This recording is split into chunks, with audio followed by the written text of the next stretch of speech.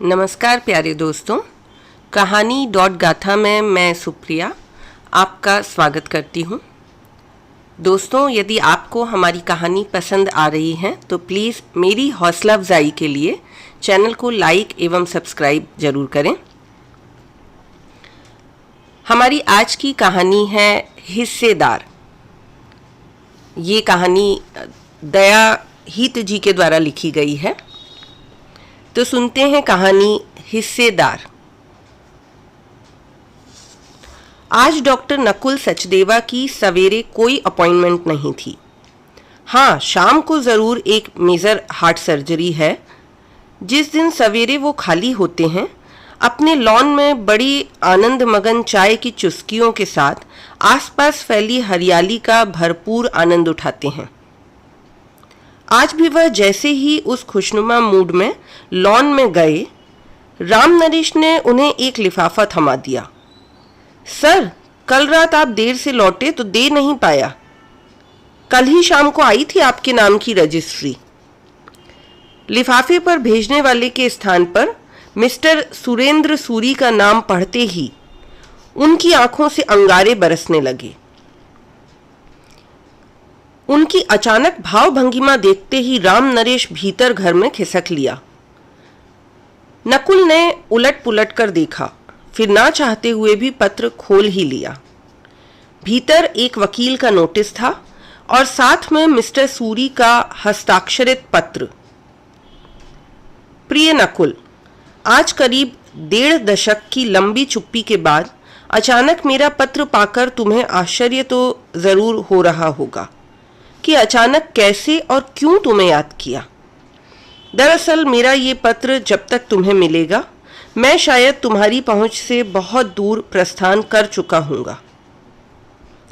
बेटा, मैंने और तुम्हारी माँ ने तुम्हारे साथ बहुत अन्याय किया। तुम्हें बचपन में ही सनाथ होते हुए भी अनाथ बना दिया। शायद उसी की सजा ऊपर वाला हमें दे रहा है। मैं सजायाफ्ता मुजरिम उसी की मुकर्रर सजा भोग रहा हूँ। तुम्हारे घर से जाने के बाद इंदर ने इस घर को रोशन किया। 5 वर्षों तक अपनी बाल सुलभ अदाओं से हमें खूब लुभाया और फिर अपने मुंहपाश में जकड़ लेने के उपरांत एक दिन अचानक रात को सोते में हमेशा के लिए हमें छोड़ गया। उस दिन हमें जिस मानसिक आघात से गुजरना पड़ा, उससे तुम भी गुजरे होगे, जब एक दिन अचानक हमने तुम्हें अपने से अलग कर दिया था। तुम्हारी माँ तो उस दुख से इतनी बेजार हुई कि अपना मानसिक संतुलन ही खो बैठी और कुछ ही दिन पहले तुम्हें याद करते करते इस संसार से हमेशा के लिए विदा हो गई। मैं भी लकवे का मारा बिस्तर पर लेटा जीवन की अंतिम सांसें गिन रहा हूँ। दुनिया छोड़ने से पहले एक बार तुम्हारे पैर छूकर तुमसे माफ़ी मांगना चाहता हूँ। पता नहीं तुम अब मुझसे आखिरी बार मिलना भी चाहोगे या नहीं। फिर तुमसे मिलकर माफ़ी मांगने की इच्छा लिए लिए ही मैं इस दुनिया से कूच कर जाऊंगा। बस तुमसे एक आखिरी इल्तिजा है कि मैंने अपनी सारी चल अचल संपत्ति तुम्हारे नाम कर दी है। उसका मान रख लेना बेटा। एक दिन इसी संपत्ति के वारिस के आने की खबर मात्र से ही मैंने तुम्हारा त्याग कर दिया था। आज उसे तुम्हें सौंपकर अपनी गलती का प्रायश्चित करना चाहता हूँ। इति तुम्हारा पिता। पत्र पढ़ते ही नकुल का अंतर्मन जलने लगा। उस समय भी आपने मेरे साथ अन्याय किया था और आज भी। अंतर्मन में उठते गुबार के ताप से उसकी आंखें सजल हो उठीं। उसका बीता कल चलचित्र की भांति उसकी आंखों के सामने चलने लगा। उन दिनों उसकी 10वीं का परीक्षाफल निकलने वाला था। वह बेसब्री से उसकी प्रतीक्षा कर रहा था। पर आजकल माँ का पल पल बदलता व्यवहार, अजीब सी बेरुखी उसे परेशान कर देती थी। पहले तो माँ ऐसी नहीं थी, पर पिछले 3-4 महीनों से वह उनके व्यवहार में परिवर्तन को महसूस कर रहा था। पहले वो अपनी परीक्षाओं की तैयारी में व्यस्त था, इसलिए माँ का छोटा छोटा अप्रत्याशित व्यवहार उसे विचलित कर देता। पर जब एक दिन पिताजी ने इस बदलाव का कारण बताया तो वह सुनकर रोमांचित हो उठा कि घर में उसका एक नन्हा साथी आने वाला है। उसकी तो यह चिर प्रतीक्षित अभिलाषा थी कि उसका कोई भाई बहन होता जिसके साथ वह खेलता कूदता, अपनी बातें बांटता। अब उसकी यह इच्छा जल्द ही पूरी होगी। एक छोटा सा साथी, चाहे वह भाई हो या बहन, कल्पना में वह उड़ा जा रहा था। इसलिए अब मां के बदलते व्यवहार से उसे कोई शिकायत नहीं रह गई थी। मां को अच्छे से अच्छा नतीजा लाकर और खुशियां देना चाहता था, परंतु परीक्षा फल निकलने के पूर्व रात्रि में नतीजे की उत्तेजना उसे चैन से सोने नहीं दे रही थी। अब तक वह लगातार सर्वोच्च स्थान प्राप्त करता आया था। स्कूल के अध्यापकों, प्रधानाचार्य व संगी साथियों को भी उससे कुछ ज्यादा ही अपेक्षाएं थीं, और सबसे ज्यादा तो वह अपने प्रिय माँ पिताजी के लिए प्रथम आना चाहता था। रात्रि को जब वह बेचैनी महसूस करने लगा तो लगा शौच के लिए जाना ही ठीक होगा। अभी वह उठा ही था कि माँ पिताजी के कमरे में जलती रोशनी और तेज तेज आवाजों को सुनकर एक अज्ञात आशंका से कांप उठा और उनके कमरे की ओर उसके कदम उठ गए। परंतु माँ के तीव्र स्वरों ने उसके बढ़ते कदमों को वहीं दहलीज पर रोक लिया। मैं कब से कह रही हूं कि उसे उसके गांव छोड़ाओ, पर तुम तो कुछ सुनते ही नहीं। अब जब हमारे घर में हमारी अपनी संतान आने वाली है तो नकुल के लिए अच्छा है कि उससे सच्चाई का पता चल जाए। वैसे भी हमने कौन सा कोई कानूनी रूप से उसे गोद ले रखा है। ये सही समय है, उसे उसके बाप हरिओम के पास छोड़ाओ, तो भविष्य में आने वाले झंझटों से बचे रहोगे। नहीं तो घर बार जमीन जायदाद सभी में वो अपना हिस्सा मांगेगा। जब तक कोई औलाद नहीं थी, मैंने अपने दिल पर पत्थर रखकर उसे घर का वारिस मान लिया था, पर अब नहीं। मेरी संतान के हिस्से में कोई और हिस्सेदार बने, मुझे मंजूर नहीं। पर यह सब कैसे होगा? नकुल ने जब से होश संभाला है, हम ही उसके माता पिता हैं। जब वो 2 बरस का था तब तुम हरिओम भाई से उसे मांग लाई थी। आज इतने बरस बाद उसे सच्चाई का पता चलेगा तो क्या होगा? उस रोज तुम ही अपनी ममता का वास्ता देकर उसे मांग लाई। अब क्या उसे लौटाना उचित होगा? पिताजी ठंडी आह भरकर बोल उठे थे। मैं कुछ नहीं जानती। हरिओम को सोने के तराजू में तोला है, कुछ कम नहीं दिया आज तक। पर अब तुम कैसे भी मामले को रफा दफा करो। बस इसके आगे सुनने की वह हिम्मत नहीं जुटा पाया। मां के शब्द कानों में खोलते तेल से उबलने लगे। दिमाग शून्य पड़ने लगा।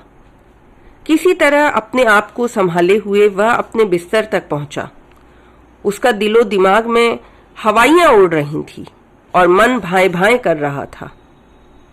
एकाएक जीवन की इतनी बड़ी सच्चाई से उसका यूं सामना होगा, उसने कभी कल्पना भी नहीं की थी। लगा कि किसी ने ऊंची पहाड़ी से धक्का दे दिया हो। आज एक ही पल में उसके अपने पराये से हो गए। और वे पराये कौन? उसके माँ बाप। क्या इतना भर बताने से उसके अपने बन पाएंगे कभी? उस क्षण उसे लगा उससे अधिक बेसहारा और अनाथ कोई नहीं है। हरिओम, जिसे उसका पिता बताया गया है, उसका जिक्र अक्सर घर में सुनता आया है। उससे उसका परिचय मात्र इतना है कि वह गांव का कोई व्यक्ति है जिसे यथार्थ में उसने कभी देखा ही नहीं है। कैसे रह पाएगा वह उन लोगों के साथ जिन्हें कभी देखा तक नहीं? वह तो आज तक इन्हें ही अपने माँ बाप समझते आया है। एकाएक किसी के बताने भर से क्या मन किसी को भी उस रूप में स्वीकार कर सकता है? और अगर उन लोगों ने भी अपनाने से इनकार कर दिया तो? अपनाना ही होता तो यूं देते ही क्यों? उसे लगा वह कोई जीता जागता इंसान न होकर एक चीज, एक वस्तु हो गया है जिसे वापस किया जा सकता है, दिया जा सकता है, लिया जा सकता है। उस वस्तु के साथ कुछ भी कोई भी कर सकता है। अनिश्चित व अविश्वसनीय भविष्य की कल्पना मात्र से उसका सर्वस्व कांप उठा। उसकी आंखों से नींद और भूख समाप्त हो चली थी। परीक्षा फल में अब उसकी कोई दिलचस्पी नहीं रह गई थी। उससे बड़ा नतीजा अपनी जिंदगी का वह पहले ही सुन चुका था। सुबह पिताजी के कहने पर वह किसी तरह विद्यालय पहुंचा। सब बच्चों की आंखों में कैसी चमक, कैसा उत्साह था। सब ओर हंसी खुशी की लहर दौड़ रही थी। केवल वही मायूस था और बेबस लाचार भी। उसे देखते ही उसके सर ने उसे गले से लगा लिया। नकुल, तुम्हें पता है, स्कूल में नहीं, पूरे जिले में तुमने सर्वोच्च स्थान पाया है। फिर उसे लेकर प्रधानाचार्य के कमरे की ओर बढ़ चले। पर उसका मन हो रहा था कि वह कहीं भाग जाए, छुप जाए, या कोई अपना मिले जिसे अपने मन का दुख साझा कर सके। प्रिंसिपल सर ने उसे देखते ही उसका स्वागत किया। Welcome my boy, welcome. We are all proud of you. मुझे पूरा विश्वास था तुम अपने माता पिता, टीचर्स और इस स्कूल का नाम रोशन करोगे। पर यह क्या? सर के सीने से लगते ही जैसे किसी ने उसकी दुखती रग को छू लिया। वह फूट फूट कर रो पड़ा। बहुत पूछने पर जब उसने हकीकत सर को बताई तो वे भी सकते में आ गए। सचमुच दुनिया कितनी स्वार्थी है। जब तक अपनी औलाद नहीं थी, पराये बच्चे को अपनाया, और आज जब अपनी औलाद, जिसने अभी तक इस दुनिया में कदम भी नहीं रखा, उससे इतना मोह। आश्चर्य है, इतने समय साथ रहते रहते तो किसी जानवर से भी प्रेम हो जाता है। फिर यह तो बच्चा है इंसान का। कहाँ खो गई उनकी मोह माया और ममता? क्यों एक बच्चे को छलते रहे, या फिर स्वयं एक छलावे में जीते रहे? कहते कहते वे खामोश हो गए। उनकी खामोशी बच्चे की मनोदशा का आकलन कर रही थी। एक ओजस्वी तेजस्वी बच्चा टूटकर बिखर जाएगा। किसी के निहित स्वार्थ ने, प्रेम विमुखता ने इस बच्चे को कितना अकेला, बेबस और लाचार बना दिया है। इससे तो यह मेधावी बालक शून्य में मिल जाएगा। नहीं, वे उसे यूं मिट्टी में मिलता या टूटता हुआ नहीं रहने देंगे। चाहे जो हो, वे भी तो इस बच्चे को अपना सकते हैं। एकदम अनजान सी जगह, अजीब से परिवेश व अजनबी लोगों को वह कैसे अपना पाएगा? वे तो उसके गुरु रहे हैं और वह उनका प्रिय शिष्य। माँ बाप से भी बड़ा स्थान है गुरु का। वे देंगे इसे संबल, सहारा और अपना नाम। और इसी संकल्प की परिणति थी कि नकुल आज इस मुकाम पर पहुंच सका है। उसे याद है, प्रिंसिपल सर ने सारे हालात पर विस्तार से बातचीत की थी पिताजी से, और उन्हें यह समझाने में कामयाब रहे कि उनकी शरण में ही उसका भविष्य उज्जवल है। पिताजी शायद राजी होते ना होते, पर माँ खासी उत्साहित लग रही थी कि हरिओम को बिना कोई साफ सफाई दिए, बिना किसी हीला हुज्जत के मामला निपट गया। ठीक ही तो है, आपको हरिओम के सामने छोटा भी नहीं होना पड़ेगा। कभी बात चली तो बता देंगे कि अपने आप चला गया। माँ ने पूरी बात का तोड़ फुसफुसाते हुए पिताजी को समझा दिया। प्रिंसिपल सर के रिटायरमेंट में चंद वर्ष ही शेष थे। पत्नी 4-5 साल पहले एक कार एक्सीडेंट में चली गई थी। एकमात्र बिटिया को पहले ही वे ब्याह चुके थे। सर आज नहीं है और ना ही कोई लंबी चौड़ी जायदाद ही उसके नाम छोड़ गए, परंतु उस समय जब वह पूरी तरह से टूटा हुआ महसूस कर रहा था, सर ने ही उसे सहारा दिया। उन्हीं के सहारे आज वह इस मुकाम पर पहुंचा था। उस घर से आने के बाद पिताजी को कभी उसकी याद नहीं आई। उन्होंने न कभी जानने की कोशिश की कि नकुल जिंदा है या मर गया। आज इतने वर्षों के बाद याद भी किया तो इस रूप में, एक हिस्सेदार के रूप में, उनकी वसीयत के वारिस के रूप में। इस जमीन जायदाद की उसने कभी कामना नहीं की थी।